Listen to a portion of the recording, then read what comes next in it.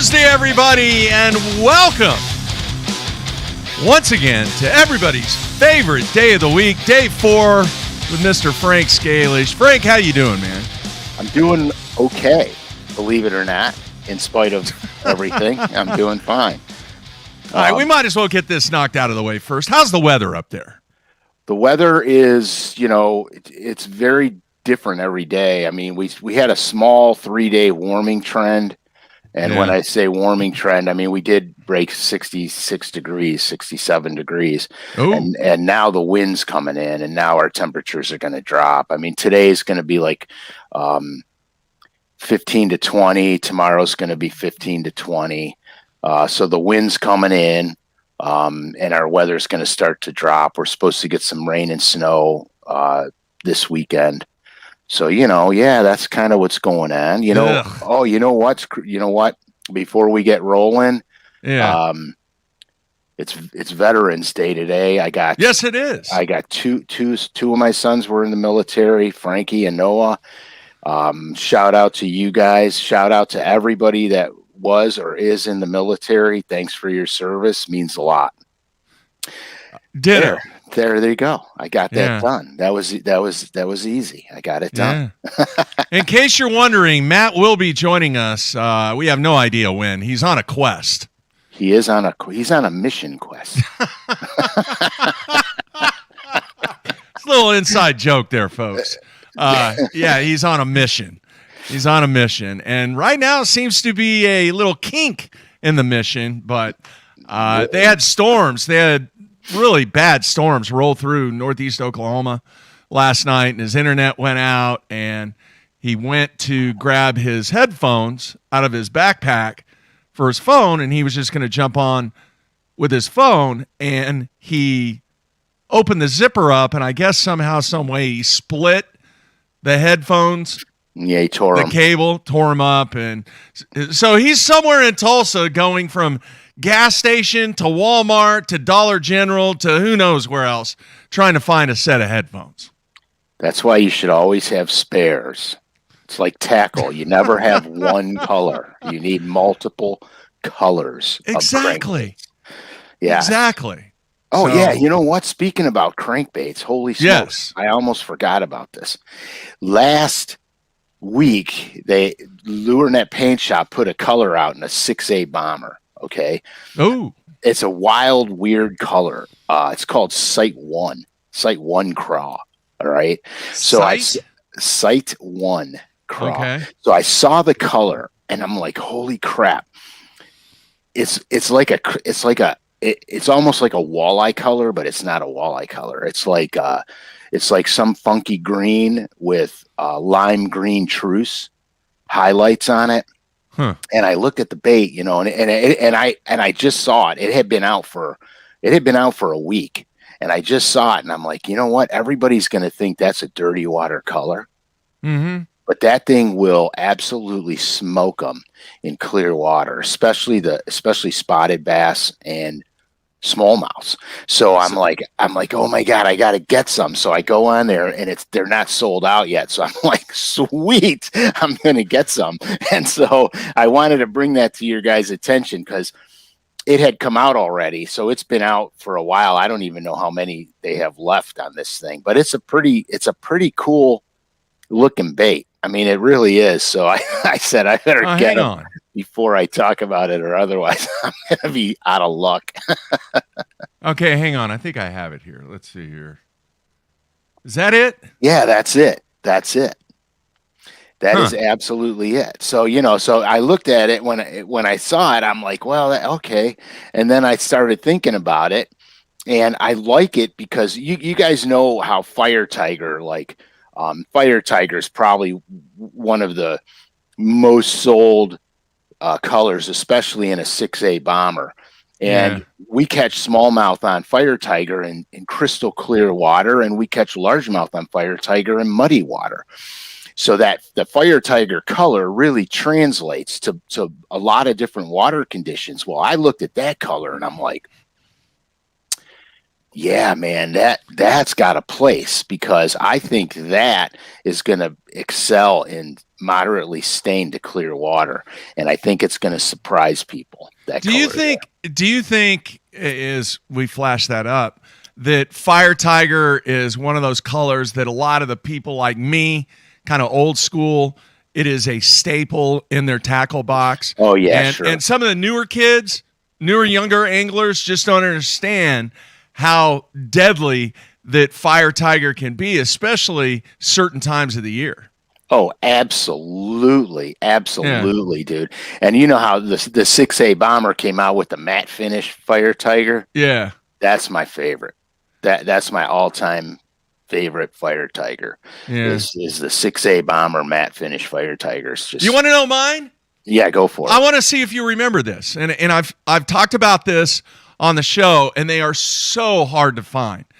They are money around here. It's a flat A, but it was a signature series that when Mark Davis was with Pradco, it was a Fire Tiger flat A that had like gold metal flake on it. Yes. Just in sporadic places.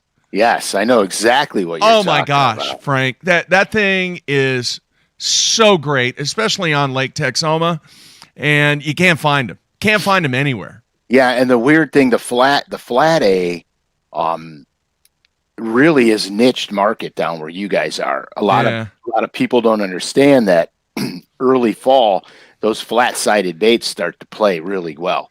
Yeah. Because the shad are starting to migrate. You get a lot of that, and the flat sides there's just something about a flat-sided bait that just really does its job, especially when all the shad come to the bank. Yeah. But yeah, I do remember that color, dude. I know exactly what color. And it was kind of a limited run, and there was a guy, his name was Gary Rayburn around here, and he latched on to about 3 dozen of those things. And that's sweet, dude. Everybody knew that fished in the clubs, and because he wasn't a big time angler or anything like that. Everybody knew that Gary had like this lifetime supply of these special run signature series flat A's that were Fire Tiger with a little sprinkle of gold. And come on, man, I don't know if that made a difference, but I'm telling you, it made a difference because I have thrown that bait and then thrown a regular flat A Fire Tiger and could not catch him. Yeah, no, that the powder gold metallic has a reflective quality to it.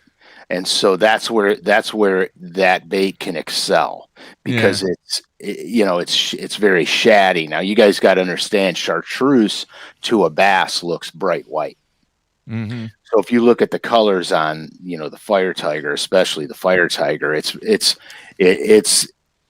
perchy, it's bluegilly, it's shaddy, it's kind of a mixture. If you ignore the chartreuse and when you look at that color, envision it being white. Wherever there's chartreuse is white. You know what I mean? That's why this Sight One craw appeals to me, because it's a lime truce. So it's going to be whitish to a bass, but it's not going to be that vibrant, hot, bright white. It's going to be more muted. And that's why that bait excites me a lot, because it's in clear water, it actually becomes muted. And I think it's just going to be a killer. I really do. It's a weird looking bait. I'm going to be honest with you. It did look kind of weird. Yeah. Let me put it up again real quick here. Yeah, it's like the green dots. I mean, why the lime green dots?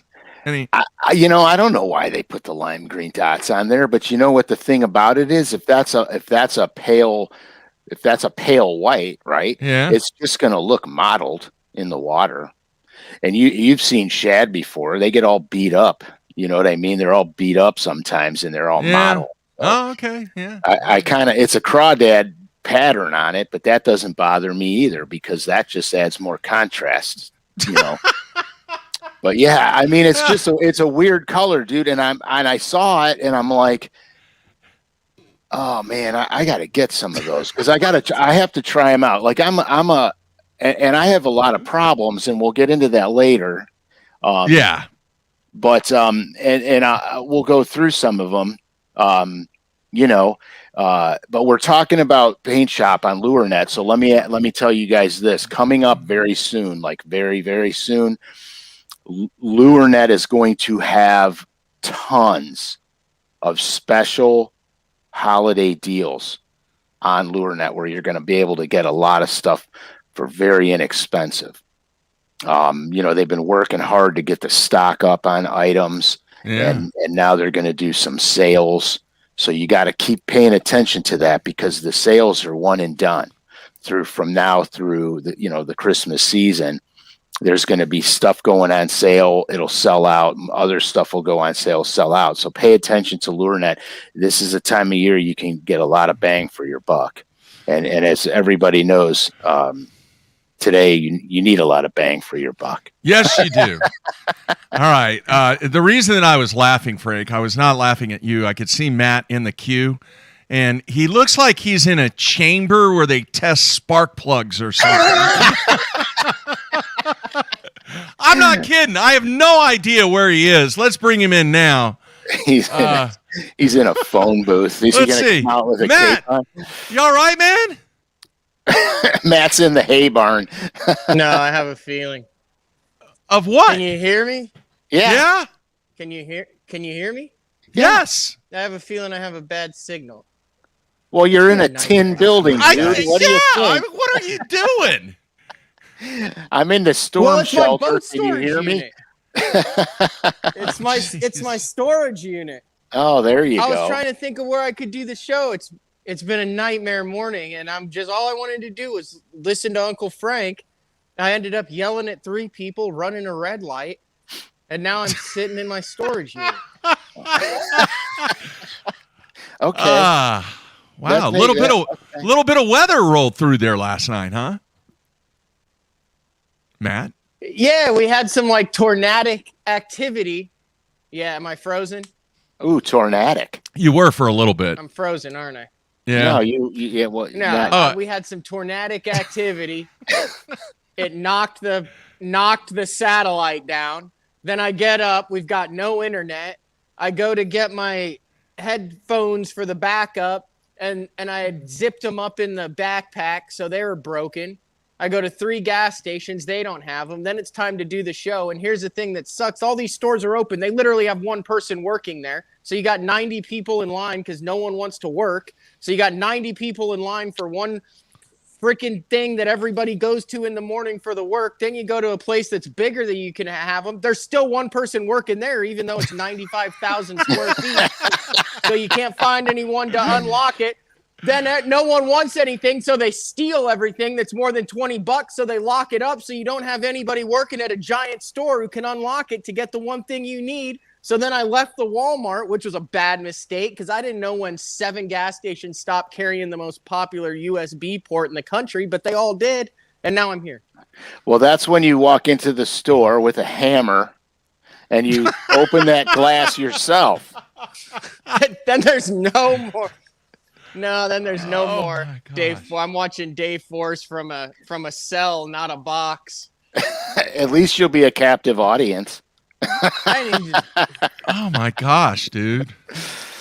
So I mean, here we are. Does it get better out here? Is this better out here? Is this better out here?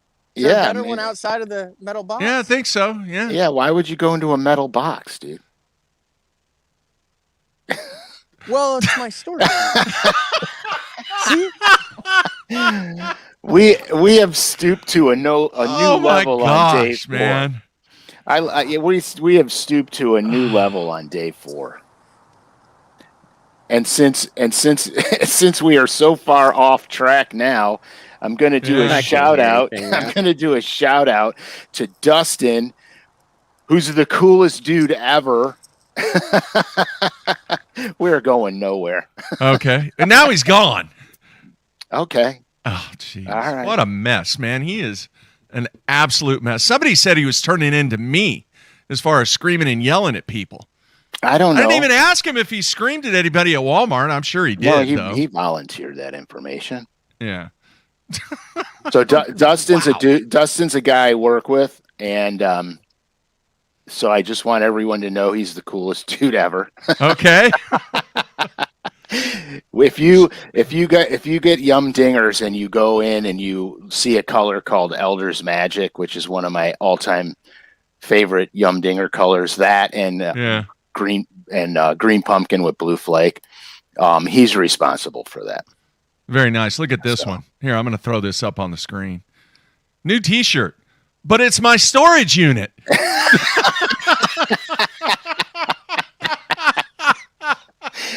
Oh, that's what everybody who's in everybody who uses a cell phone or wireless communication knows the last place you go is in a metal building. I know. It's like if your GPS won't turn on in the building, what makes you think you're getting a cell signal? All right, he's back. Hey, now I have my cell phone and I've got a shoe. The other shoes on my dashboard are the cell phones of the shoe, but I have 5G. It's weird. There's just not a signal 10 foot that way, but right here we're fine. Well, because you're in metal, dude. You're surrounded. You encased yourself in a metal building. Oh my gosh. Oh All my right. gosh. Sorry, I didn't mean to derail the show. No, you didn't derail it, because you know what, dude? I have problems. What? I have a problem. All right, let's hear it. We have to talk about it. All right, let's hear it. This time of year where I live, there is so many things going on, okay? You could be deer hunting. You could be fishing for a multitude of species. And this is when I become very indecisive. What am I going to do? Am I going to go hunt?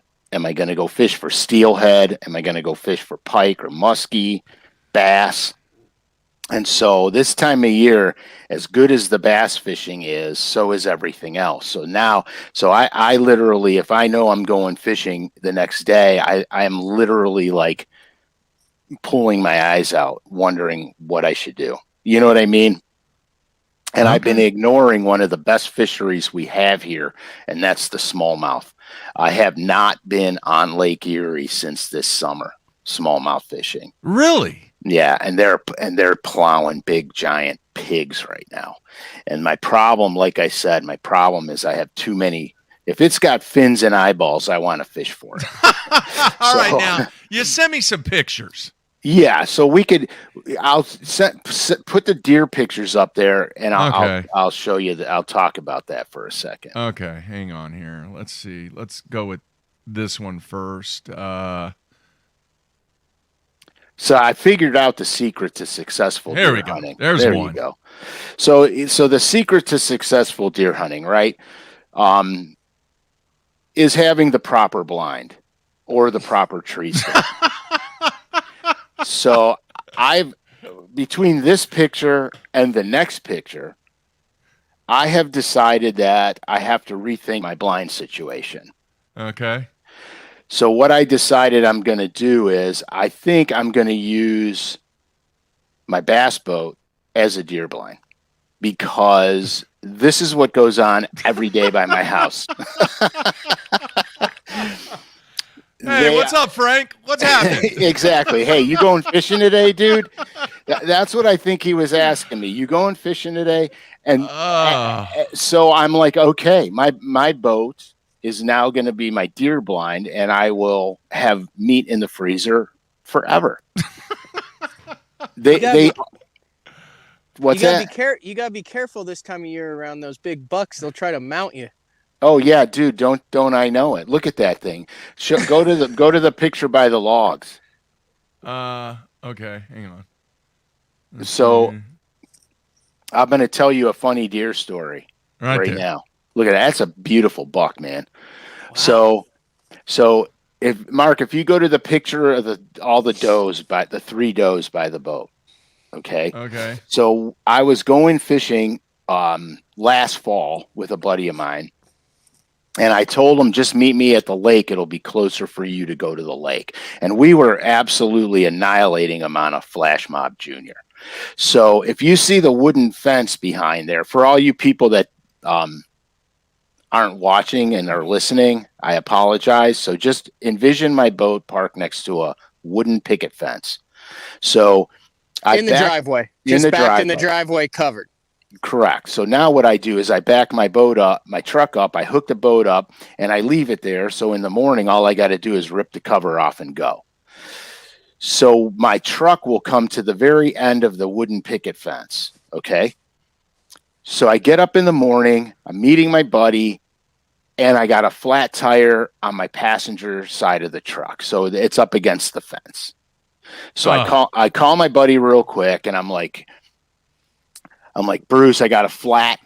I'll be there. Just hang tight. Okay. So I go and I crawl underneath the truck. I'm getting the jack in position, and my driveway's blacktop. I start to pump the jack up, and the jack's sinking in the blacktop. And I don't understand why, because it's freezing cold. It's wintertime or late fall. It's like now, it's like November. So all of a sudden I hear a noise on the other side of the picket fence behind the little ivy that grows on the fence. So I peek through the ivy and I see 4 legs standing there. So I stand up, and it's a doe, and we're face to face. We're literally probably 18 inches apart. Like she's breathing, and I can smell her breath and feel her breathing on me. So I'm like, oh, that's cute. You know what I mean? It was as tall as I was standing, nose to nose. I'm like, cute. And we're literally, I could like poke her in the eye. So I go back down, and I don't think nothing about it. I'm doing what I'm doing. I'm trying to get this jack situation figured out. So she goes and she walks down the edge of my driveway to the street. I don't think nothing of it. I run in the garage. I get a board. I put the board down. I'm fiddle around with the jack on the board, and I start to jack the truck up, and I hear the noise on the other side of the ivy again. And I'm like, oh man, she went around my neighbor's house back to the ivy because she's inquisitive. That's what I thought. She's inquisitive. So I see a leg. I stand up, and it's this giant buck, and we are nose to nose. And I'm like, uh-oh. You know what I mean? Because he's rutted. His neck is big and wide, and his tongue's hanging out. He's like, there's a girl here. I know it. You know what I mean? And he was just tracking the doe. So I didn't scare him away or anything. I just figured, okay, he'll leave. She went down the driveway. He's going down the driveway. So I got back down, and I started monkeying with the jack. Next thing I know, it walks around the picket fence and is hunching over, staring at me. And I'm by my tire on the ground, and it's staring at me. And I'm like, holy crap, this thing is going to either A, violate me, or B, hoof the living crap out of me, because I'm laying down on the ground, with the jack. So I swear to God, dude, he's like down, by the tire looking at me. So I slide underneath the truck, which I didn't want to do because the jack was precarious to begin with. Wow. You know what I mean? So I slide underneath the truck, and then he starts sniffing the doe, and he walks right down the driveway right where she was.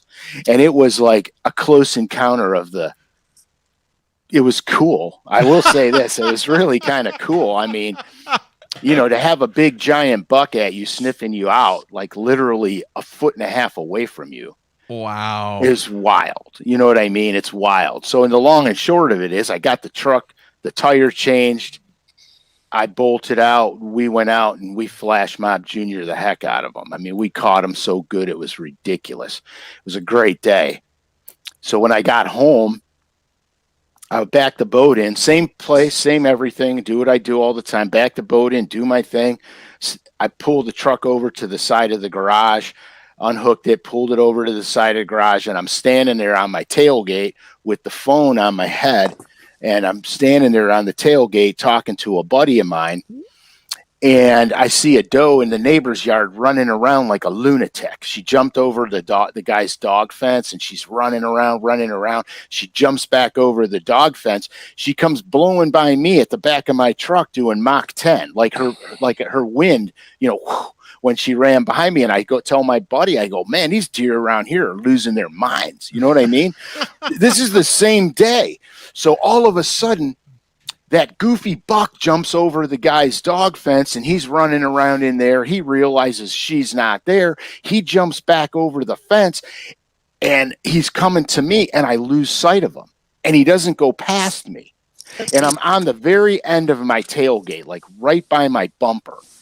And I got my elbow on the thing, and I whisper to my buddy, I go, the buck is right here, and I can't see him. You know what I mean?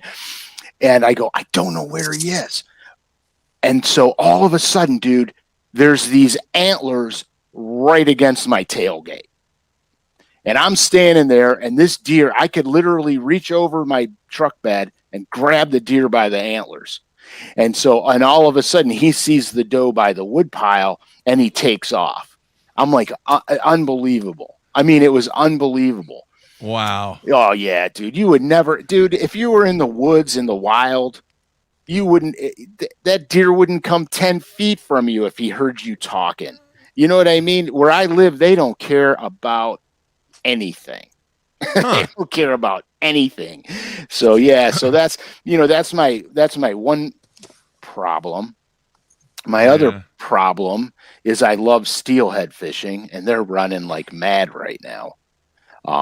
I fly fish for them mostly, but I do crankbait fish for them, which my fly fishing buddies hate. They hate me for that because it's not pure.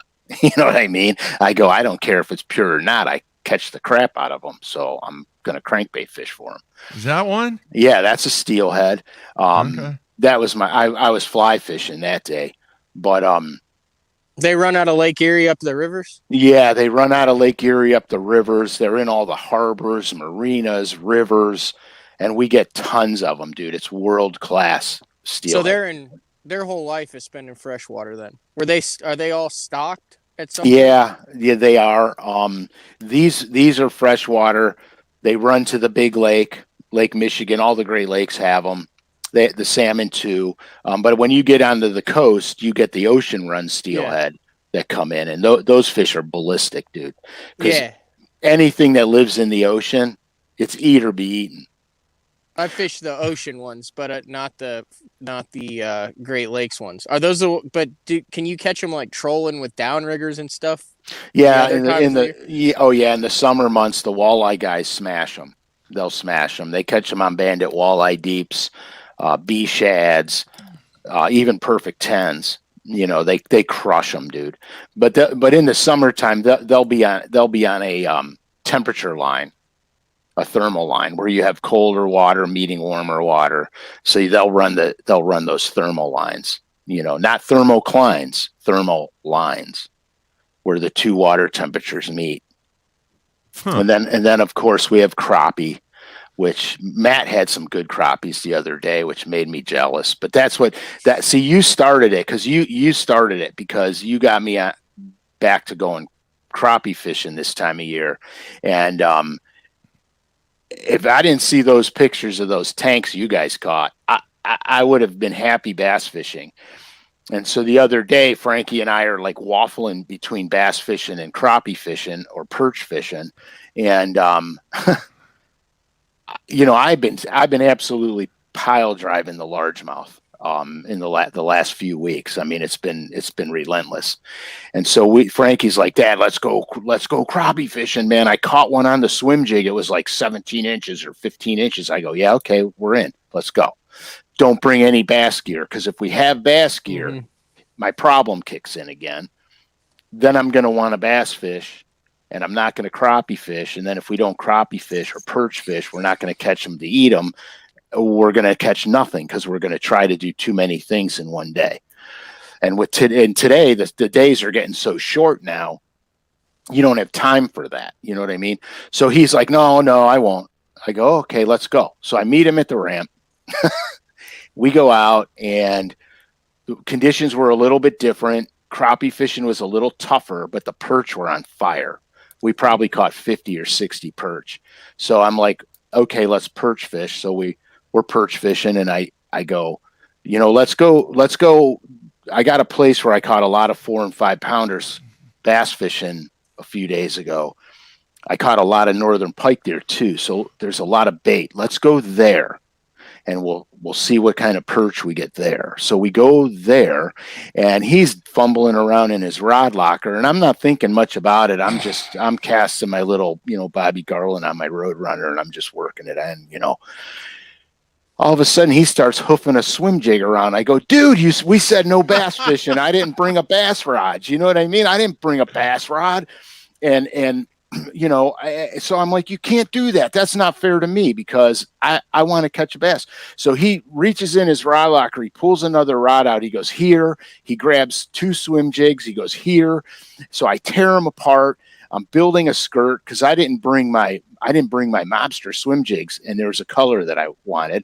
So I made it on the lake as close as I could. I dyed it all up and made it try to look exactly like my mobster swim jig. Put the pulse minnow on it. I throw it out. I'm reeling it in real slow. Bam!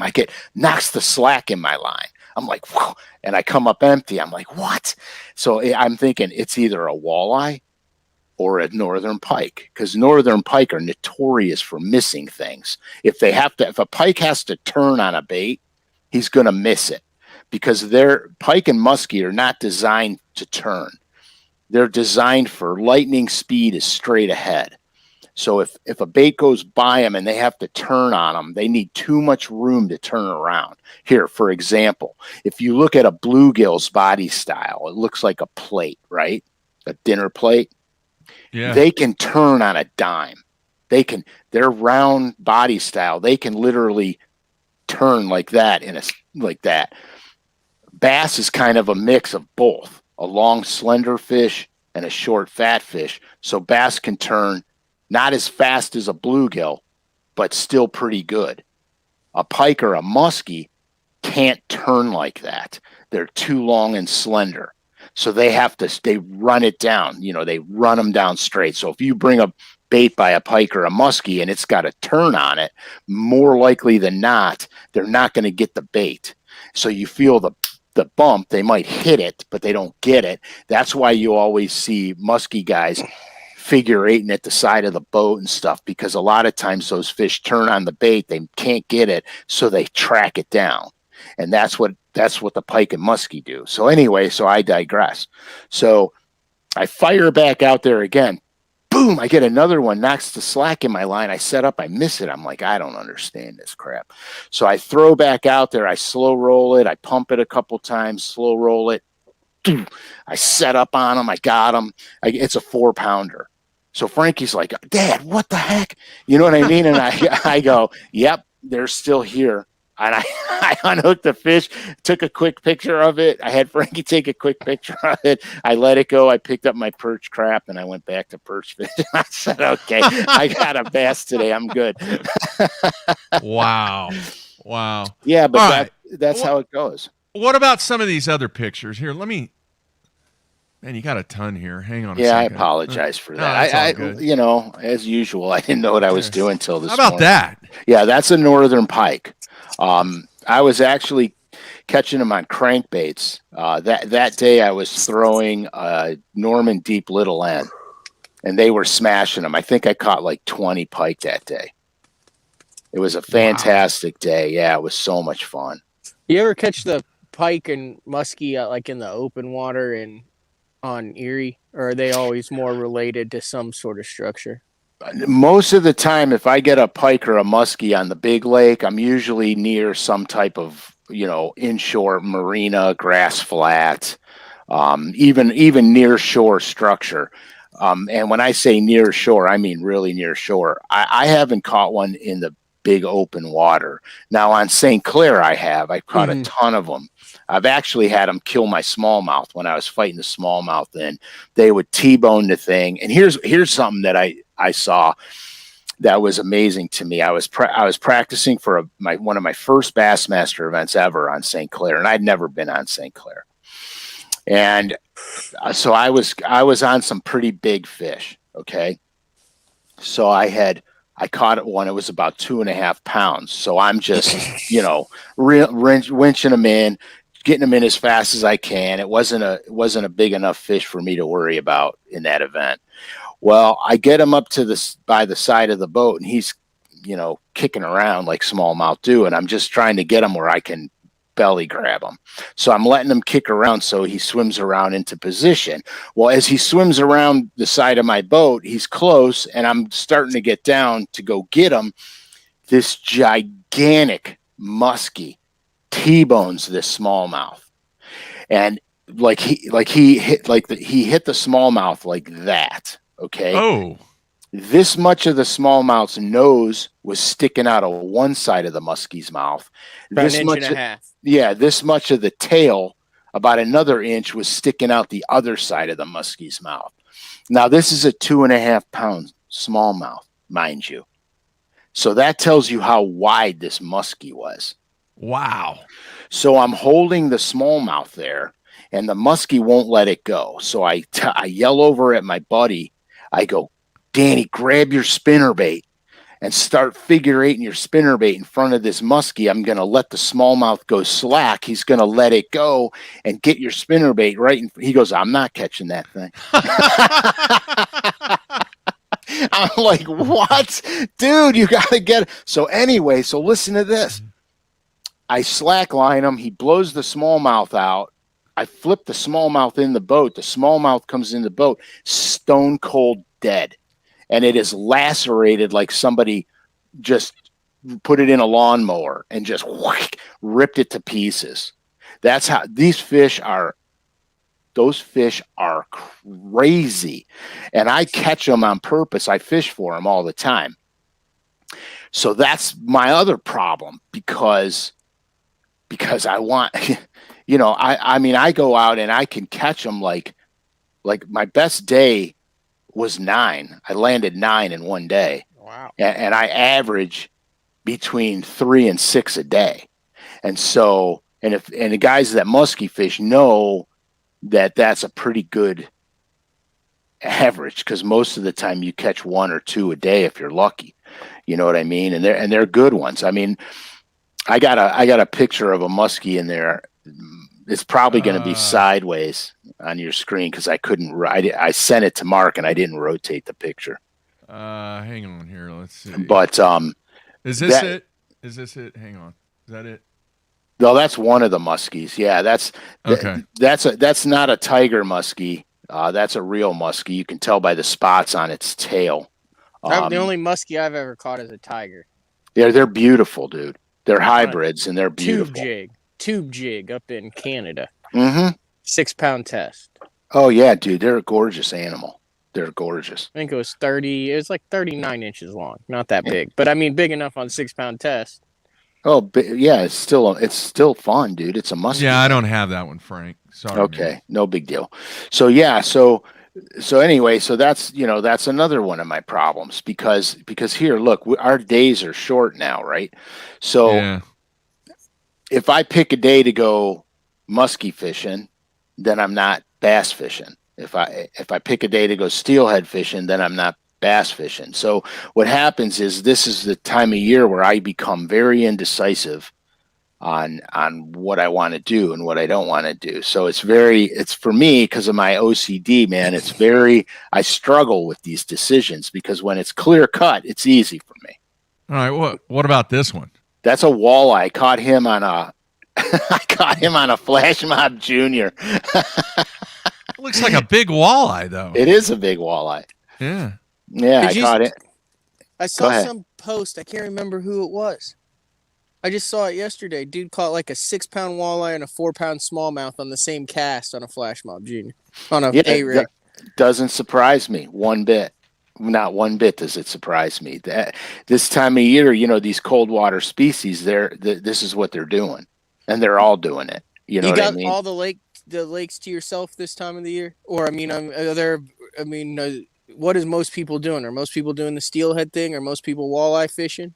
You get a flop. A lot of guys will perch fish on Lake Erie because the perch are Mugambos. I mean, like 15 inches, Matt. Big giant. Right now.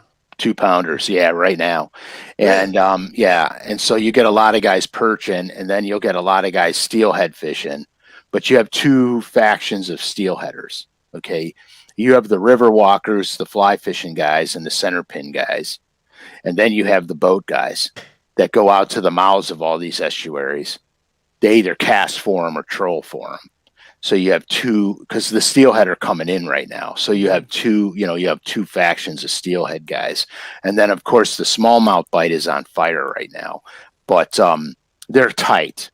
The smallies are tight. So you got to spend a lot of time looking. But when you find them, you're rewarded hardcore. And do they protect them? Those steelhead, are those like protected, like can't keep them or anything? Or since they're no, stocked? you can. It's a put and take resource. I think the limit on them is 3. Oh, wow. If I'm not mistaken, but it's a put and take resource. They did that with the salmon too back in the day because of the streams along the Ohio side.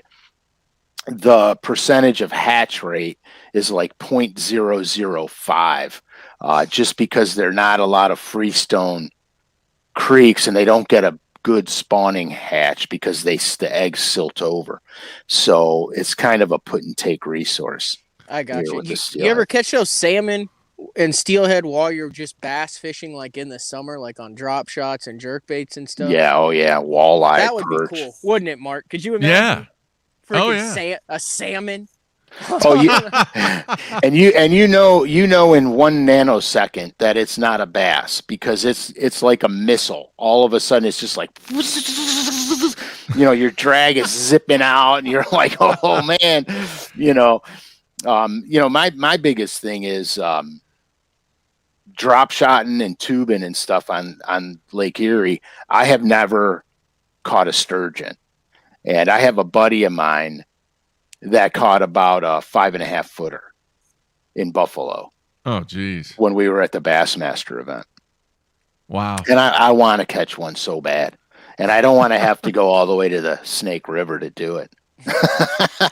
You know what I mean? That's one of my bucket list things. This year I caught a mambo cat. I mean, a big giant cat, probably 25, 30 pounder. And my heart was pounding because I'm like, please be a sturgeon, please be a sturgeon. You know what I mean? But it wasn't. It was a cat. Hey, Peter has a question here, Frank. Mark, ask Frank about Zona fly fishing when he did Zona's Awesome Fishing Show. So what's Mark, the scoop on that? So Mark and I, you got to understand something. I love Zona beyond belief. He's one of the funniest people I've ever met in my entire life. Just legitimately, the stuff that comes out of his mouth, you can't make it up. So he's like, "Hey, dude, you want to do my fishing show?" And I'm like, "Yeah, cool." He goes, "Let's go smallie fishing." I go, "Yeah, all right, I'm down." So I said, "Where are we going?" He goes, so he tells me, and I go, okay, cool. I said, I'm in. So I know that area very well because I used to guide for steelhead. So I ran to some of the creeks up there and I did some recon, and I found a section of this one creek where all these steelhead were piled up. So we do the smallmouth show and we wreck them. I mean, we legitimately wreck them. So I'm like, Z, I got some fly rods and waders and stuff. I said, let's go steelhead fishing. He's like, yeah, we could put that in the show. And I said, yeah, whatever, dude, let's go. So this creek we were in, a lot of it is flat shale. Okay. Which, if you don't know, it's like walking on ice.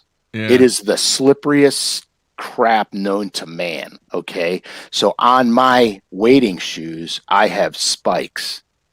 So I stick into the shale. I don't move. Yeah. Right. Unfortunately for Mark, the only other pair of wading shoes I had were felt bottoms, and on slate, felt bottom waders shoes are like ice skates. Okay. Wow. So we go out and we catch some fish, and Mark finally hooks up on a good one, and he's literally sliding down the river. And he's like, Frank, Frank, something's going on here, Frank. So I trot down in front of him and I plant my shoe. I plant my foot on the in the slate, let him slide up against my shoe, and I'm like, "Here, fight your fish, dude. I got you covered." So in the show, Mark's like, "Oh yeah, Frank, Mr. River runs through. It's out there doing his thing," and he gives me a pair of ice skates. Oh, that was such a funny show. That was such a great show. But we caught so many fish that day, and we actually kind of mixed it up. The premise of the show was really smallmouth fishing. We put the steelhead piece in there because it was so comical. But we actually even went and did some largemouth fishing that day. I mean, we caught so many. It was great. It was great. It was super. It was so fun. All right, here's another pick. Let me throw this one up here. It's kind of small, but that is the Norman Speed End. When I designed that lure, I designed it for cold water applications. And I think the water temperature was 49 degrees that day. Wow. And I got onto some smallmouth that were within range of the Speed End and blistered them. That was like 1 of 8 that we caught that day. And then it was crazy because that was the average size, that and a little bit bigger. So here's I think this is some of the crappie that you caught. Let's throw that up there. Yeah, those are the crappies. Again, that's November-ish. Black crappie. Yeah, November-ish, December-ish. Just throwing a little Bobby Garland baby shad on a jig head. It's hard to beat them when you can get vertical on them. You know what I mean? If it's super, super windy out, it takes a little bit more because you keep getting off that school. Because this time of year, they start to tighten real tight up. And if you idle over them, they're crappie because they're stacking vertical. Looks like a little Christmas tree underwater. They stack vertical, and you get right on top of them, and everything you see is coming off your locator. It's like forward-facing sonar, like live target or whatever it's called. Only I'm using my 2D sonar, and I'm directly on top of them. Well, sounds like you have a massive quantity from a selection standpoint on what to do. Hence the problem. That's my problem. Yeah, really? Really? It is. All right. Okay, Houston, we've had a problem. This is Houston. Say again, please. Houston, we've had a problem. Yes, Houston, we have a problem. It doesn't sound like a problem to me. It's a problem, man, because I am like really like freaked out because I love catching everything. I love catching everything. Like when I went to Texas, the first time I went to Texas, I got into a shallow water pocket, and I saw something sticking out of the water, like 2 little things sticking out of the water. So I trolling motor over there, and lo and behold, it was like a 10-point buck that had probably been shot or, and then drowned. Mm-hmm. It was like a 10-pointer. So I grabbed that 2 antlers and I started picking it up, and it was the entire deer was still whole. So I grabbed his antlers, I drug him to the bank, I slid him on the shore, and I put my deep little N in his antlers and took a picture of it. You know what I mean? And then went on my merry way, and I was working shallower in this pocket, and I saw some gar. So I put on my little 1/4-ounce spinnerbait and started catching gar. And then I had never, they were all long nose gar, which is no big deal because we got long nose gars here. And then lo and behold, I saw a small alligator gar sunning himself. And I'm like, oh my God, I never caught an alligator gar. I throw out there, slow roll that spinnerbait. That alligator gar crushes that spinnerbait. I lock up on him, and all hell breaks loose, and it's running and flopping out of the water, and I'm fighting this thing. And I get it to the side of the boat, and I'm like, holy crap, that's my first alligator gar. You know what I mean? And it was decent. It was probably a 3-footer. It wasn't by alligator gar standards big, But Yeah. it was my first one, and I was like all jacked up, you know what I mean? So then I got, and here I am, I'm practicing for a Bassmaster event, and then all of a sudden I'm like on the prowl. I'm on the trolling motor. I'm looking for more gar. And it's like, before I know it, I kill 2 hours of my practice wasting time trying to catch alligator gar. That's my problem. Wow. That's a problem. Matt has caught an alligator gar. Jeffrey's had to lasso it. Yeah. It was right man. after, it was the same year that Zona came out with his show that he went down and did the alligator gar on the Trinity, I think. Trinity River. And they lasso them. Like they literally like swim the fish through a rope and then doop and you got them. So that was fresh in my mind. So I hooked this thing. It was probably 5 foot, Mark? I was bigger than that. It That really is was. It was sweet. almost a 6 footer. It They were was spawning, huge. dude. That's too sweet. And so Jeffrey's, I didn't think that Mark would be cool with it at the time. Like I thought he would be like, break that thing off. Cause we were fishing, but he was like, no, dude, let's get it in the boat. And I was like, if you're on board, I'm on board with it. And literally we were like, well, we can't you can't just reach down and grab those suckers. I'm like, dude, we got to Zona lasso it. So he tied the loop knot on the dock rope and we swam it through and I swam it right through the rope and he lassoed it and we drug it in the boat and That's great. I mean, it's the biggest freshwater fish that I've ever caught. Yes. See, that's my problem. I just love catching fish, and the crazier the animal, the better I like it. You know what I mean? Yeah. I mean, You know how they spawn, right? no. So have you ever noticed how there's always a big one with a bunch of little ones around it? So the eggs are in the big one, which is the female. And then the way that they spawn, she goes up around the rocks, and then those little males that are always swimming around her are ramming her with their snouts, which causes her to shoot eggs out, and then they go down and fertilize the eggs. Oh, So cool. that's why there's always little ones swimming around a big one when it's spawning season for the gars. They're literally like bam, bam, like knocking the eggs out of her and then going down and fertilizing them. That's sweet. See, now when we steelhead fish, the female sits on the red. They call steelhead nests the reds because their eggs are reddish orange and whatever. So they call them the reds. But if I see a female sitting on a bed, right, I don't fish for her.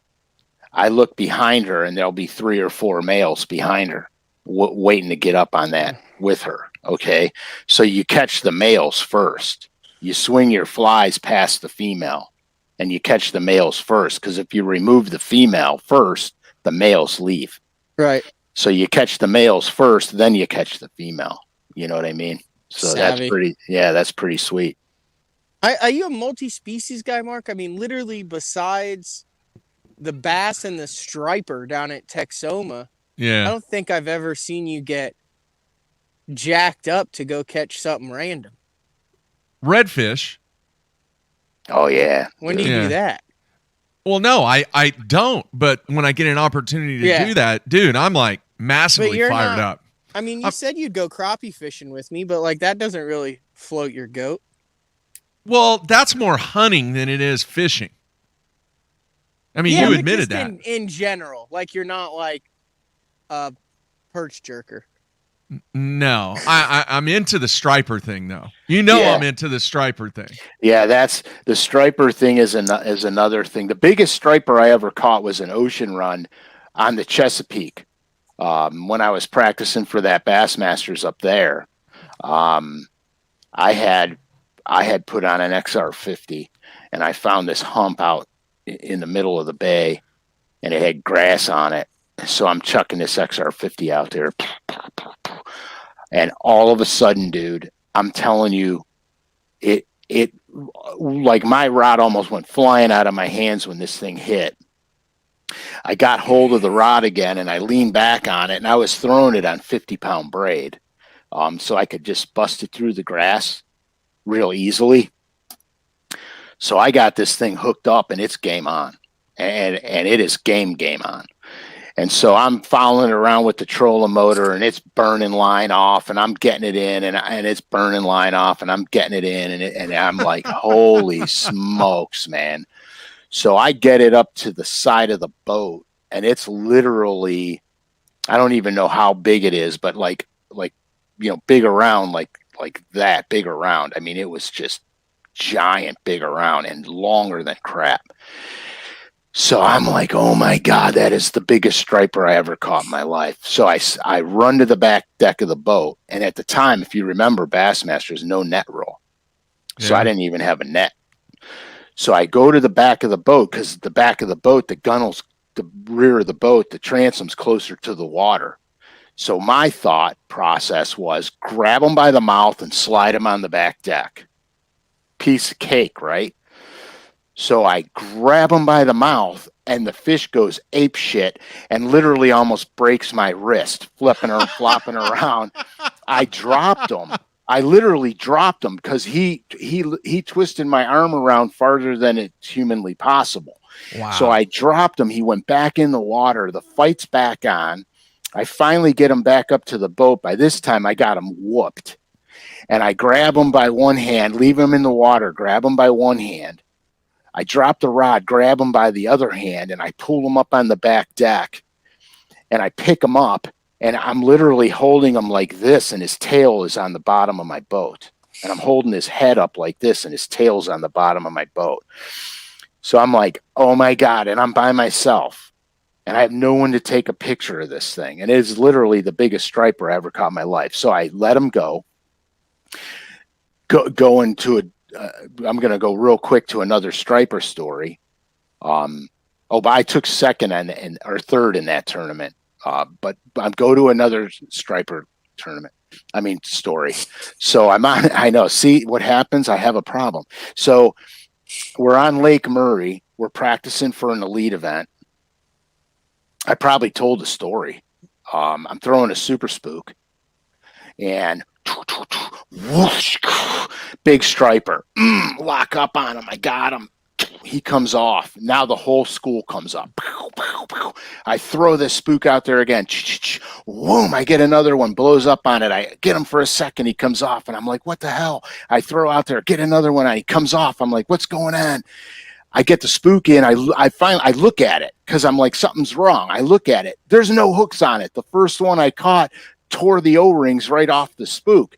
So I'm in the bottom of my boat. I'm redoing it. I put heavier split rings on, bigger hooks.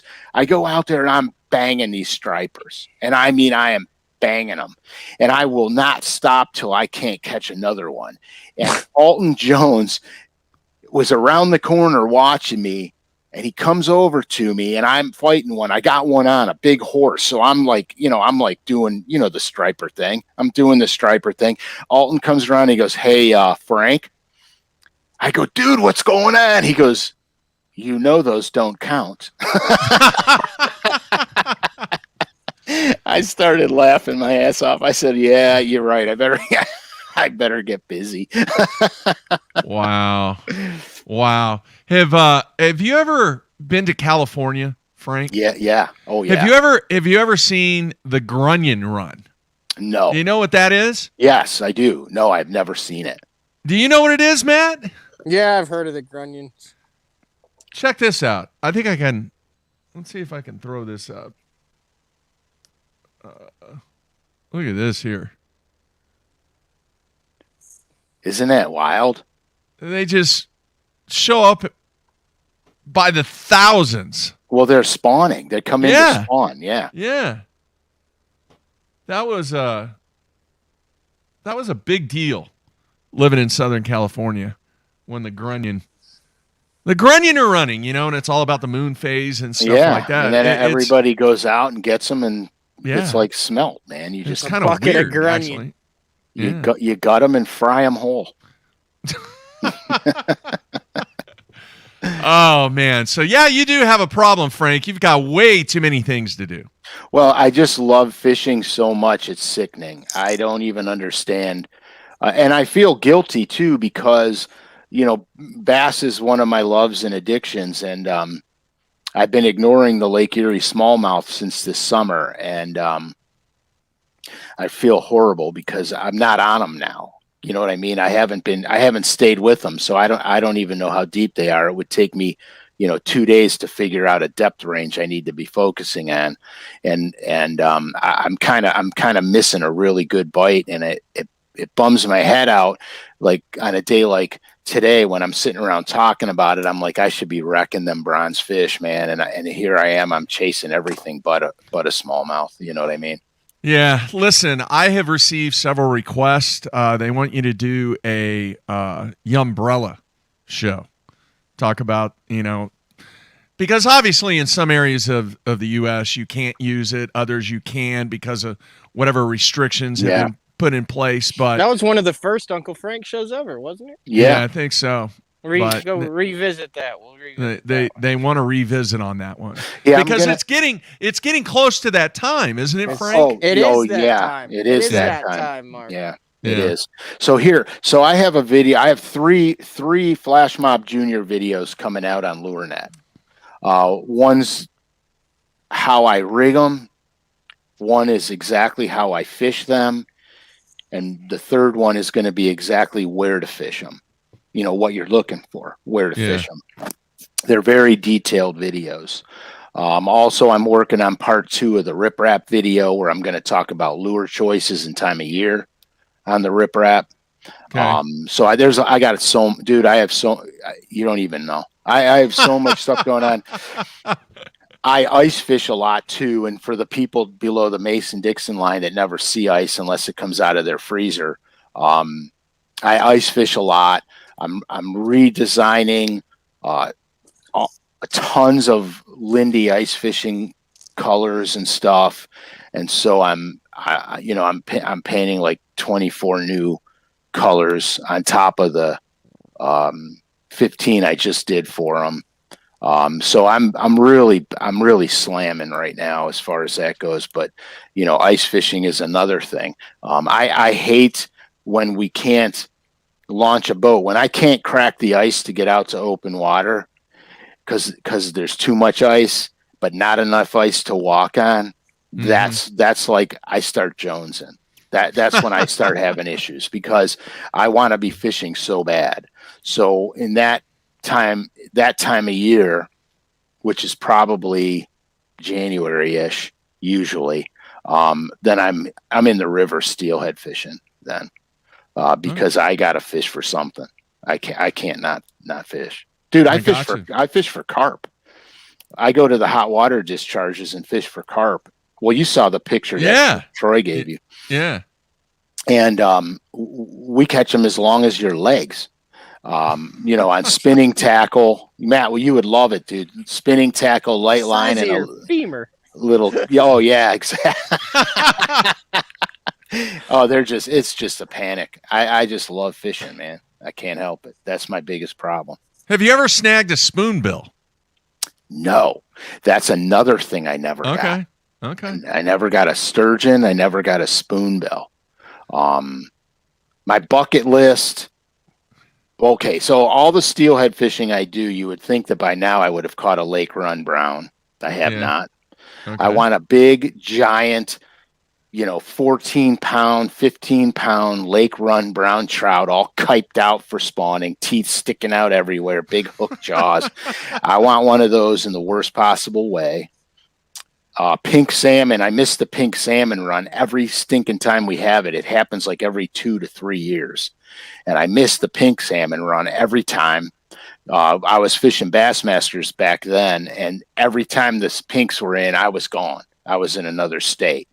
So that's one on the bucket list. Lake trout is another one on the bucket list. I haven't caught a laker yet. That's on the bucket list. That's about my trout bucket list right there. Big run, lake run brown, all kiped out. I want to catch a laker and a pink salmon. My saltwater species bucket list is too numerous to mention. It just would you ever want to do the Amazon thing for peacock bass? Yes, I do, but no, I don't want to go through all the hassle to get there. I'm with you. I just don't want to be, traveling for 24 hours to get somewhere to fish for a couple days and have to travel back home. Yeah. You know what I mean? Not when you could you know, and the Florida peacocks, they're decent. I mean, they're decent. You know but what I catch in Florida? I want to catch a clown knifefish. Yeah, dude, aren't those cool? Yeah, that's like That's I would sweet. love to, like down in Florida this year when I go down there. I'd love to somehow get around some of those exotics because I've never caught a peacock, but the clown knifefish, all those cichlids and stuff that Oh they yeah, have down there. that's sweet, dude.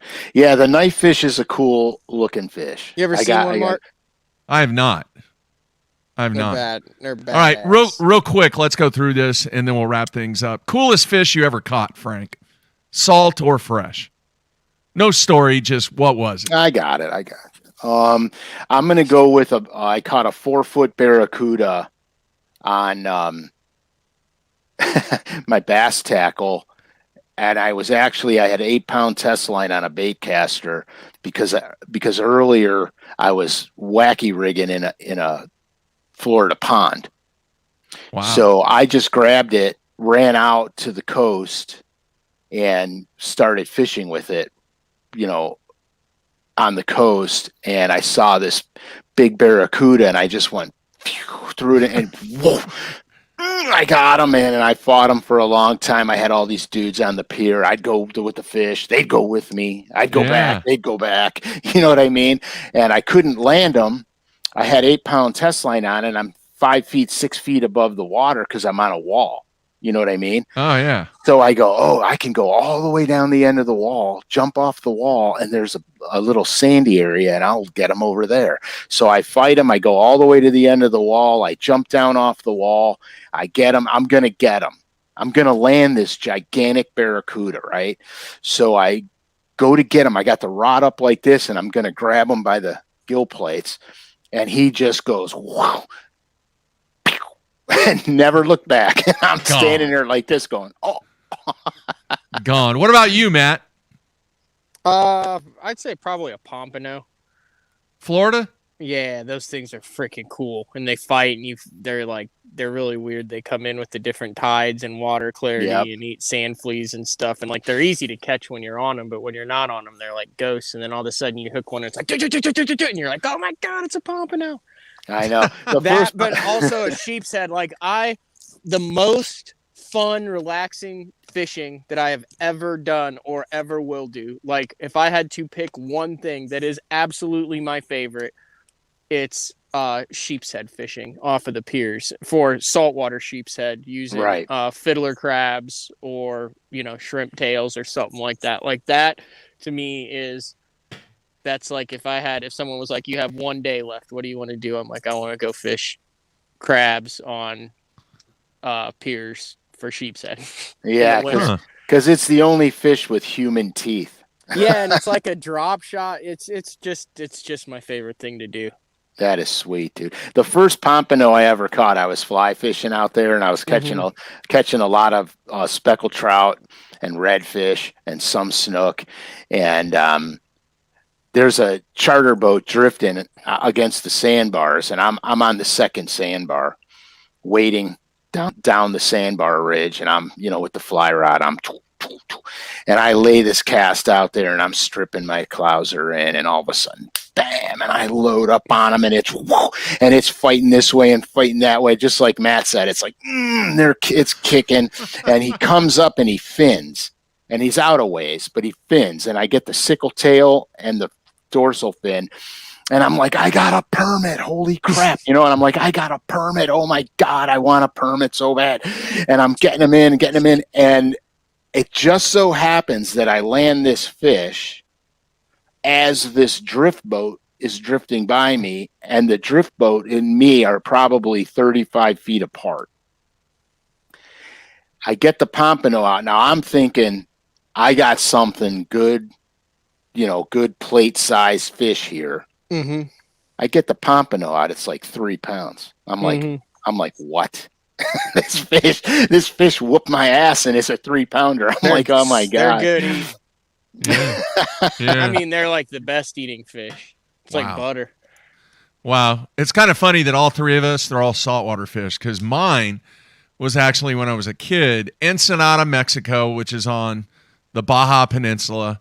Me and my dad go out on a trip on a guide boat out in the ocean, and I don't even remember what we were trying to catch. I think it was like yellowtail or something. Okay. And I ended up catching a rooster fish. Oh, that's my bucket list fish, dude. Dude, those How fish big are... is your bucket, Frank? You got a huge bucket. I told you I have a problem. No, but listen to this, Frank. Listen, what was so intimidating about this whole deal is obviously the deckhands on the boat, they all spoke Spanish.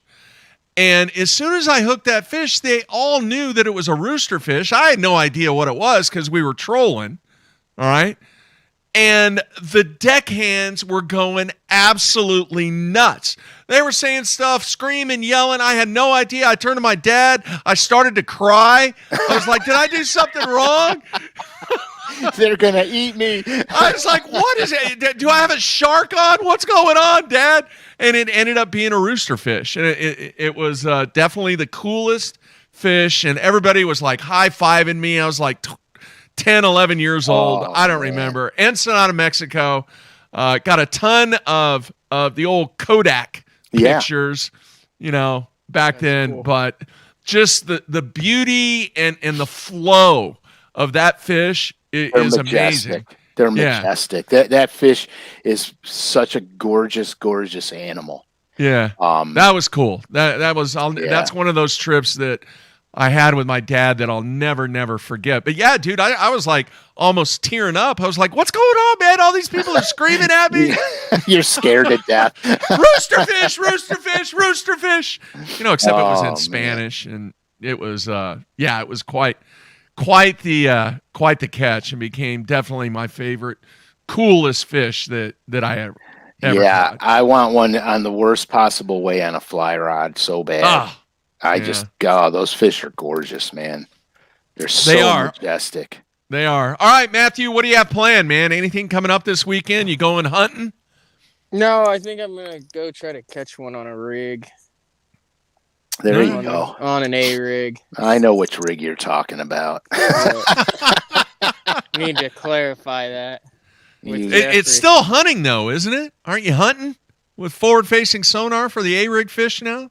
No. The water's still in the 50s. Like, it's still pretty warm, so they're cruising shallow. Okay. So it's a put it on 7 or 8 and just burn water type of deal till you run into them. Yeah, it's like spinnerbait fishing. Yeah, 100%. Yeah. Like, 3 to 8 foot deep. Right. All right. Well, Frank, a different kind of day but man, just some fantastic stories. And yes, you do have problems. And Matt, I'm glad you finally found a set of headphones wherever you had to go. I had some real problems in the first part of the show. And then made a bad life choice on my location. But hopefully you bought an extra pair of those things. These were $31. I didn't buy an extra pair. Oh my gosh. Okay, I'm down. I'm down. Hey, these were 19. Wow. All right, Frank. Well, man, stay warm. Who do the Browns have this weekend? Do you remember? Giants, no? I think. All right. Right? Bears. I haven't even looked, dude. Bears are Giants. I don't know who the hell we play. All I know is we better win. That's all I know. And I'll get to watch them Sunday because the weather's going to be miserable here. All right. So I'll get to watch them, yeah. All right, very cool. Enjoy the Browns. Matt, have fun doing a little fishing, not hunting. And we'll be back on Monday. Make sure you check out basszone.com. That will be updated over the weekend, and you can see who we're going to have on next week. Just check that out on basszone.com. Please, folks, don't forget, if you're listening on iTunes, to leave us a review, and please give us a rating. It helps us out, and Frank, immensely. All right, guys, that's it. Great stuff. We'll be back on Monday. Matt in studio on Monday. Frank, we'll see you next week, man. All right. Matt, take care. That's it. We're out of here.